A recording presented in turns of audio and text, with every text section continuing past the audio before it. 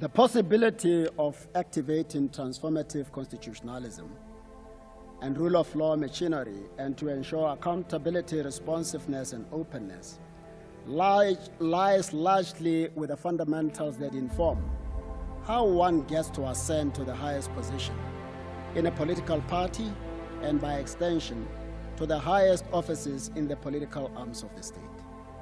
Who facilitates a politician's upward mobility is a question that must necessarily and seriously exercise our minds. For the biting truth is that there is no free lunch in this world.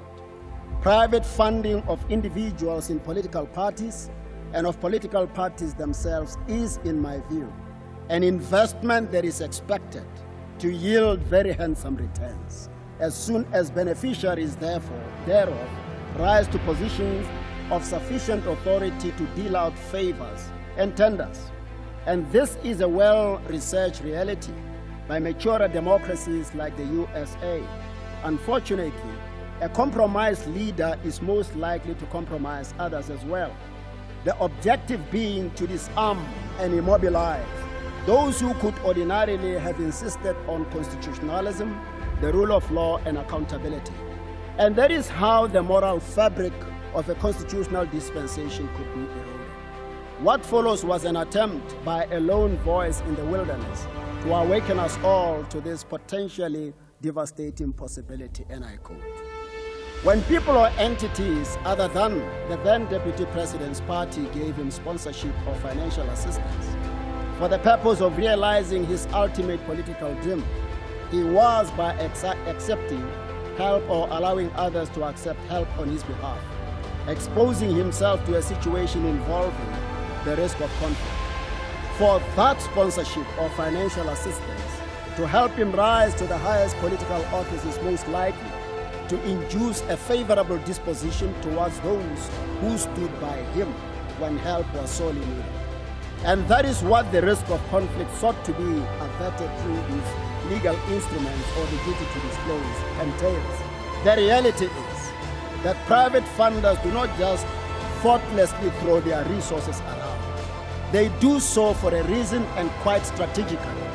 Some pour their resources because of the policies of a particular party or independent candidate, because the policies of a particular party or independent candidate resonates with their world outlook or ideology. Others do so hoping to influence the policy direction of those they support to advance personal and sectional interests. Money is the tool they use to secure special favors or selfishly manipulate those who are required to serve and treat all citizens equally. Unchecked or secret public funding, secret funding from all, including other nations, could undermine the fulfillment of constitutional obligations by political parties or independent candidates so founded, and by extension, our nation's strategic objectives, sovereignty, and ability to secure a rightful place in the family of nations. Our freely elected representatives cannot help build a free society if they are not themselves free of hidden potential bondage or captivation. The commitment to build a united and democratic South Africa and to improve the quality of life of all citizens can only be honored by public office bearers whose character or willpower is unencumbered. In circumstances where ethical leadership, transparency, and accountability are key to the survival or well-being of our democratic order, a state functionary may not permissibly choose a way to obscure an otherwise disclosable benefit by creating or allowing a structure to be created as a repository of a known benefit under the garb of a distinct juristic personality so as to escape or immunize himself or herself from a constitutionally prescribed obligation to be open, accountable, and to disclose. The foundational values of openness and accountability demand that we pierce through the trust veil that is capable of inadvertently or by design frustrating the all-important disclosure in this corruption-infested country. Why would anybody not want to know who is helping them and how reasonably practicable is that anyway? And why would they want to have their benefactors unknown to Parliament or the public?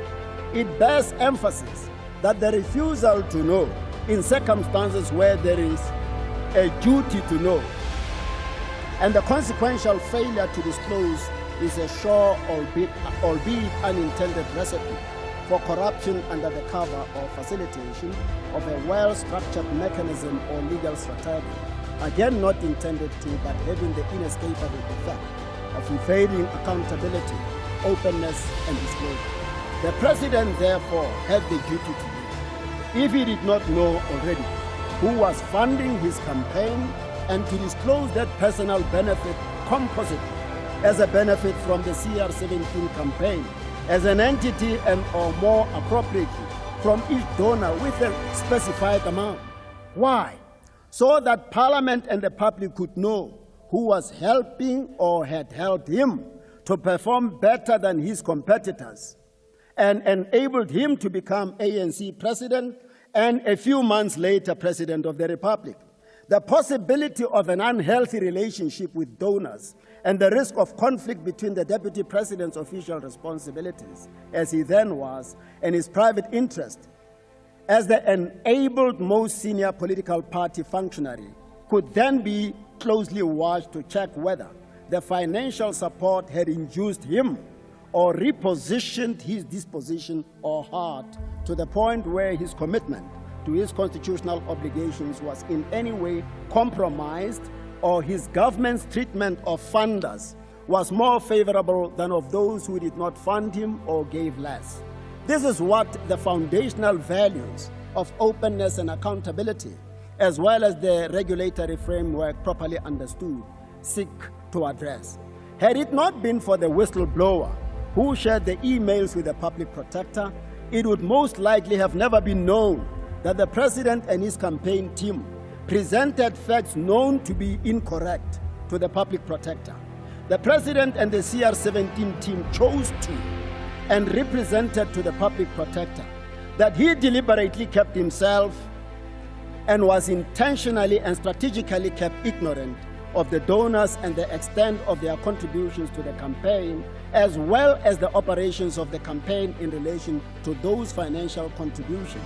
The public protector subsequently got hold of and relied on emails that belie the President and the CR17 campaign manager's shared version of the President's professed ignorance. The President says repeatedly that he was not afforded the opportunity to be heard before the emails were finally relied on, that they were stolen or irregularly obtained from the CR17 campaign computers, and because they constitute improperly obtained evidence, that irregularity alone is sufficient to vitiate the entire report. The President effectively acknowledges the existence and admits the authenticity of the emails. He confirms that they are indeed communications between him and, among others, the CR17 campaign team contained in the computers of the CR17 campaign.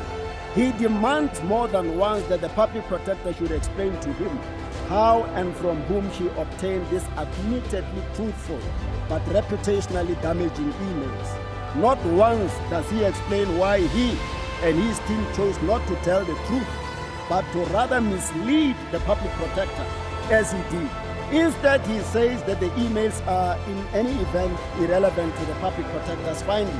But that cannot be correct, for not only are the emails relevant, but they also expose the falsehood of the version that the President and the CR17 campaign managers chose to present to the public protector.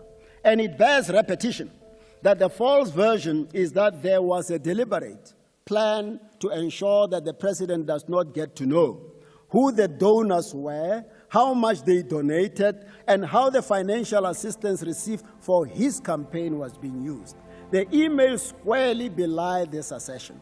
The question that we should then be asking ourselves is, why did the President and his team deliberately convey a falsehood on an issue so crucial and inextricably connected to the constitutional imperative to promote and observe high ethical standards in obedience to the demands of our democratic state's founding values, openness, and accountability. He must have known that if the truth evidenced by the emails were to be told the obligation to disclose the names of the funders and the size of their contributions to the National Assembly, and by extension to the public, would automatically and plainly be triggered. And the public would then have the opportunity to curiously and vigilantly monitor the outward manifestation of his relationship with the sponsors. Because of the gravity of these reflections, it behooves us to be more specific and frontal about the relevant constitutional demands upon the presidency. The president, as a state functionary, is, in terms of Section 239 of the Constitution, an organ of state. And Section 189(3) of the Constitution demands of him, as an organ of state, to uphold and respect the Constitution by assisting the public protector and ensuring the effectiveness of that office. And that office cannot be assisted and its effectiveness ensured when those who are under a constitutional duty to help it choose to mislead it and to fight it to the end for exposing their untruths. What the president self-evidently did was to undermine and frustrate the efforts of that office to fulfill its constitutional obligations by not just withholding the truth, but deliberately asserting the opposite. Furthermore, the president is obliged by Section 96(2)(b) of the Constitution to not act in any way that is inconsistent with his office. This section is the constitutional source of the high ethical standards by which the president is supposed to lead this nation, strategically and intentionally giving the false version to the public protector while she is investigating a possible ethical breach falls squarely within the catchment area of this section. Lest we forget, we are not dealing here with an average citizen, but with the bearer of specific and frighteningly weighty constitutional responsibilities, who is expected and required to lead by example and be above reproach. His office demands of him to be the lighthouse, the pathfinder, and the embodiment of and the vessel for the enforcement of high ethical standards, particularly the constitutional values of our democratic state. In this instance, transparency, accountability, and the supremacy of the Constitution. Like all of us, he has rights, but unlike all of us, he does have special obligations, not imposed by the courts, but by the Constitution and legislation. It is the president, the number one or first citizen of the Republic, who we are talking about here. His is a distinctive and supreme office in the land that does not permit the employment of extraordinary technicalities when issues of ethics, transparency, accountability, upholding and respecting the Constitution have to be considered and pronounced upon. It is in this context that one is constrained to keep on saying that technicalities must not be allowed to easily frustrate the fulfillment of core constitutional obligations and the attainment of substantive justice.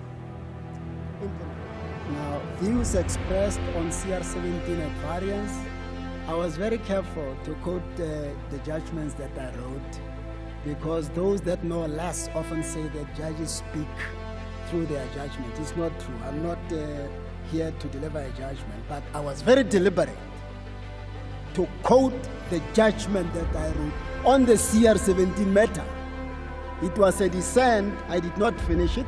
The last part of it was, instead of the president addressing the truth that came out from the whistleblower, he then said, "No, you stole it," to the public. You stole it. I said in that judgment, why are you not explaining why you had to hide this document? It was a judgment, sir. The most important person in the world is the storyteller. The storyteller sets the vision, values, and agenda of an entire generation to come. Steve Jobs.